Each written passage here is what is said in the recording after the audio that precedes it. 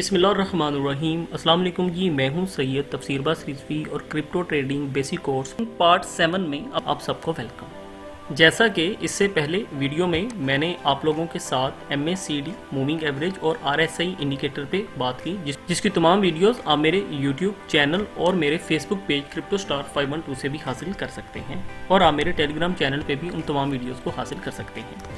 और इस वीडियो में मैं आप लोगों के साथ डिस्कस करूंगा बोलिंजर बैंड इंडिकेटर को। बोलिंजर बैंड एक लैगिंग इंडिकेटर है, आपको रिस्पॉन्स तो थोड़ा स्लो देता है मगर एक्यूरेसी बहुत स्ट्रॉन्ग है। यानी कि अगर आप $100 के साथ ट्रेड अपनी स्टार्ट करते हैं तो 24 घंटे के अंदर अंदर आप उससे 100 मज़ीद डॉलर्स भी कमा सकते हैं। बोलिंजर बैंड को समझने से पहले आपको मूविंग एवरेज को समझना बहुत ज़रूरी है। अगर आपको मूविंग एवरेज का नहीं पता है तो आप बोलिंजर बैंड को नहीं अंडरस्टैंड कर सकते हैं। उसका रीज़न क्या है मैं आपको बता देता हूँ। यहाँ से मैं बोलिंजर बैंड को सिलेक्ट करता हूँ। अभी आप यहाँ पे देखें तो 2 लाइंस हैं, एक अपर लाइन है, एक ये लोअर लाइन है। सेंटर में जो इसके लाइन है इसे कहते हैं मूविंग एवरेज लाइन। अगर आपको मूविंग एवरेज लाइन का नहीं पता है तो बोलिंजर बैंड आपको समझ में नहीं आएगा। इसके लिए मैं इस वीडियो में हल्का सा आपको टच भी दे देता हूं और बाकी कंप्लीट इन्फॉर्मेशन के लिए आप मेरा ये वीडियो यहाँ पे देख सकते हैं। वापस हम आते हैं यहाँ पे, मैं आपको पहले मूविंग एवरेज हल्का सा समझा देता हूँ और उसके बाद हम बात करते हैं बोलिंजर बैंड के बारे में। ये मैंने मूविंग एवरेज यहाँ से सिलेक्ट किया। अगर आप देखें तो आपको एक ब्लू कलर या फिर ये ग्रीन कलर का जो एक लाइन है नज़र आता है। मूविंग एवरेज आपको क्या बताता है? वेरी सिंपल, कि जब भी कैंडल्स मूविंग एवरेज लाइन के ऊपर बनना स्टार्ट हो जाएं, इसका मतलब है कि आपका जो स्टॉक है उसका प्राइस इंक्रीज करेगा।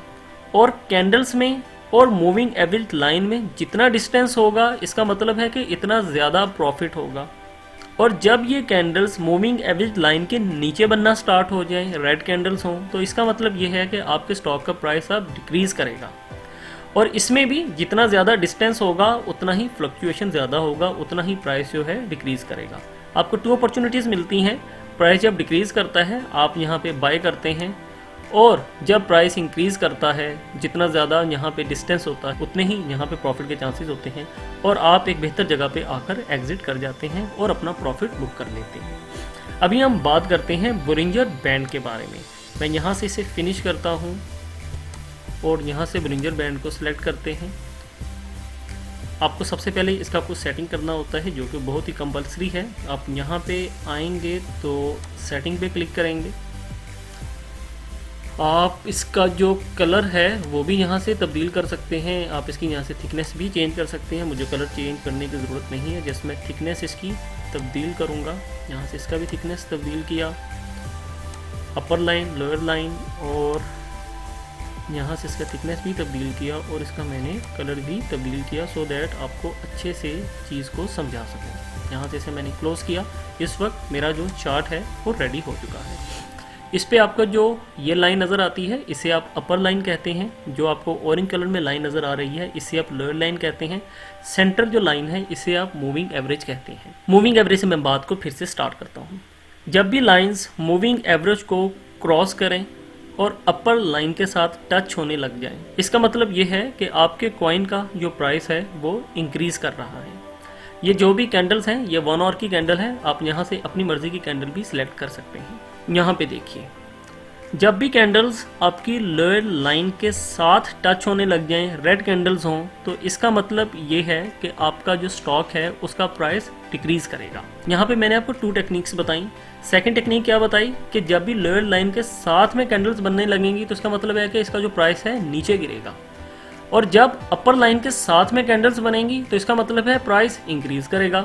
ये हो गई एक सादा सी बात कि बोलिंजर बैंड को हम कैसे यूज़ कर रहे हैं। इसके सेंटर में आपको ये मूविंग एवरेज लाइन नज़र आता है। सेकंड सिग्नल आपको क्या बताता है कि तमाम जो कैंडल्स हैं वो मूविंग एवरेज से डिस्टेंस में होनी चाहिए, मूविंग एवरेज के साथ में नहीं बननी चाहिए। आया वो कैंडल्स बाइंग की हैं या कैंडल्स वो सेलिंग की हैं। अगर बाइंग की कैंडल्स हैं, मूविंग एवरेज के साथ भी हैं और हल्का सा यहाँ पे भी टच करती हैं, तो इसका मतलब ये है कि प्रॉफिट के इतने चांसेस नहीं हैं, स्टॉक किसी भी वक्त गिर सकता है। और अगर आप यहाँ पे देखें, सेलिंग कैंडल्स हैं, अगर ये भी यहाँ पे मूविंग एवरेज लाइन के साथ में टच करती हैं और इस लाइन के साथ भी टच करती हैं, तो इसका मतलब ये है कि स्टॉक किसी भी वक्त उठ सकता है। आप यहाँ पे देख सकते हैं ये एक बड़ी कैंडल बनी, मूविंग एवरेज के बिल्कुल साथ में है उसके बाद स्मॉल कैंडल्स बनी और उसके बाद से फौरन मूविंग एवरेज के साथ में बनने लग गई। अब इसके बाद आपको मैं एक सेकंड टेक्निक बताता हूँ।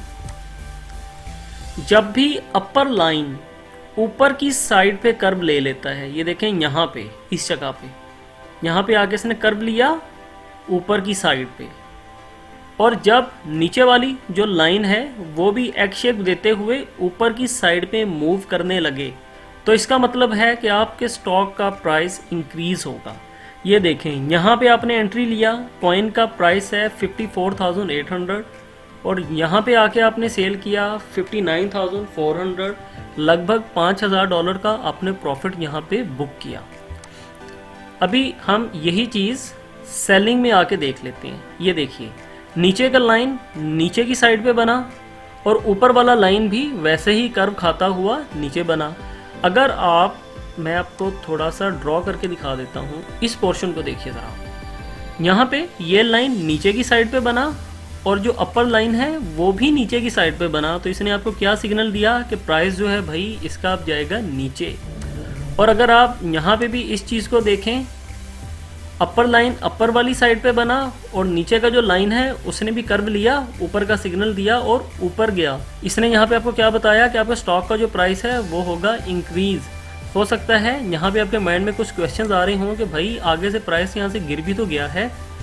उसके लिए मैं आपको बताना चाहूँगा कि कभी भी एक इंडिकेटर आपके लिए काफ़ी नहीं होता है, आपको 2 या 3 इंडिकेटर्स का सहारा लेना होता है, तभी आपकी ट्रेड अच्छे तरीके से क्लोज होती है। क्योंकि अगर एक इंडिकेटर काफ़ी होता तो बाकी इंडिकेटर्स की ज़रूरत ना पड़ती।